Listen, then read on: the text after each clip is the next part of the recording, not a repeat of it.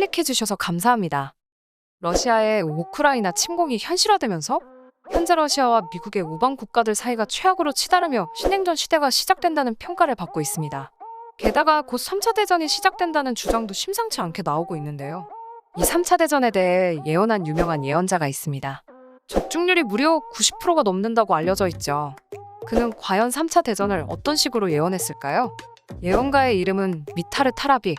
그는 1829년에 세르비아의 작은 마을인 크렘나에서 태어났습니다. 가난한 양치기로 태어났고 글을 읽고 쓰지 못하는 문맹이었습니다.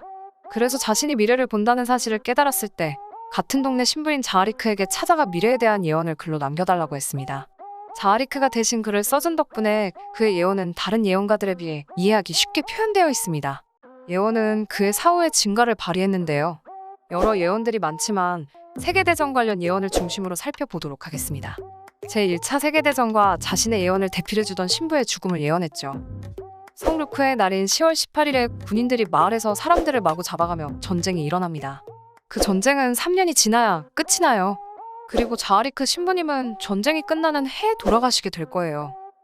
자하리크 신부는 평소 타라빅의 성품을 잘 알고 있었기에 자신의 죽음을 예언하는 그의 말까지도 믿었다고 하죠. 그리고 그의 예언을 노트에 모두 기록하고 전쟁에 대비하기 위해 마을 사람들에게 이 내용을 알렸습니다. 하지만 아무도 이런 황당한 예언은 믿지 않았죠. 그런데 시간이 흘러 1914년 제1차 세계대전이 일어나게 되고 성루크의 날인 1915년 10월 18일 독일군은 크렘나 마을을 습격했습니다. 그의 예언이 딱 맞아 떨어졌죠.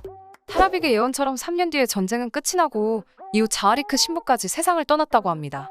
사람들은 허무맹랑한 예언이 현실이 되자 관심을 갖고 살펴보게 되었고 제2차 세계대전 예언을 확인할 수 있었습니다. 유럽 전체에 두 번째 전쟁이 일어납니다.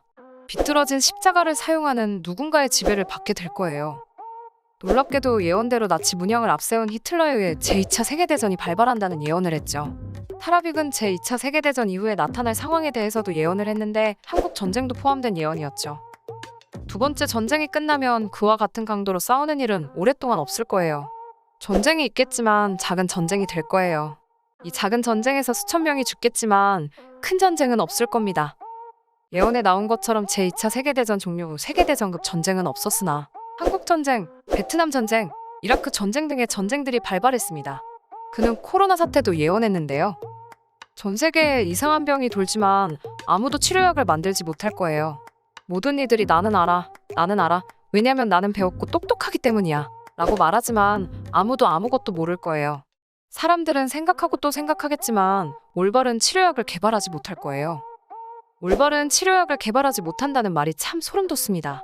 백신을 맞아도 코로나에 걸리는 일이 다반사이며 계속해서 변종이 튀어나와 다시금 새로운 백신을 개발하고 있으니까요.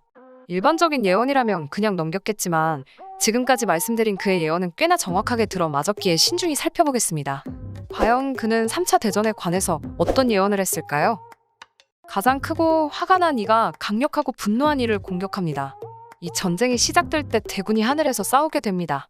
지상과 물에서 싸우는 이들이 더 나을 거예요. 사람들이 전쟁을 할 때 과학자들이 이상한 포탄을 개발합니다. 그것은 폭발할 때 사람들을 해치는 대신 세상에 사는 모든 사람들에게 마법을 걸어요. 이 마법은 모든 이들을 싸우는 대신 잠들게 하고 깨어났을 때 이성을 되찾게 해줄 겁니다. 그의 예언을 개인적으로 해석해봤는데 지금 상황이랑도 꽤 맞아 떨어진다고 생각합니다.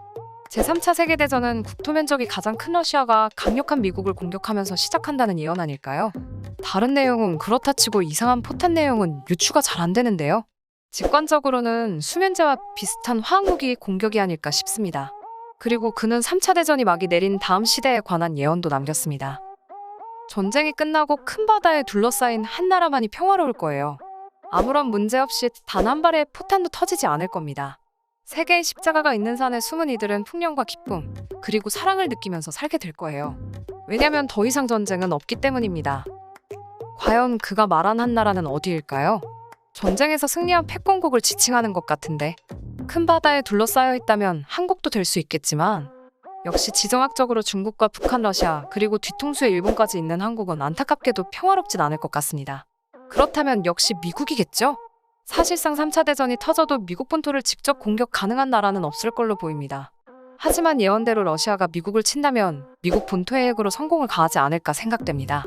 하지만 결국 미국의 압도적인 무력은 러시아와 중국 두 나라를 동시에 상대하는 것도 가능하기 때문에 시간이 흘러 미국과 동맹국의 승리로 끝나고 다시 미국이 패권국으로 우뚝 서는 그림이 가장 상식적인 시나리오로 보입니다. 오늘 소개해드린 예언은 재미로만 봐주시기 바랍니다. 3차 대전이 일어난다면 당연히 핵전쟁이 될 텐데 인류의 전망을 건 전쟁이 될 가능성이 높습니다. 생각만으로도 아찔해지죠. 제발 그의 예언이 틀리기를 기원합니다. 미국과 유럽 그리고 한국도 러시아에 대한 강력한 제재로 이 이상의 전쟁은 없었으면 하네요. 오늘 준비한 영상은 여기까지입니다. 재미있게 보셨다면 좋아요와 구독 눌러주세요.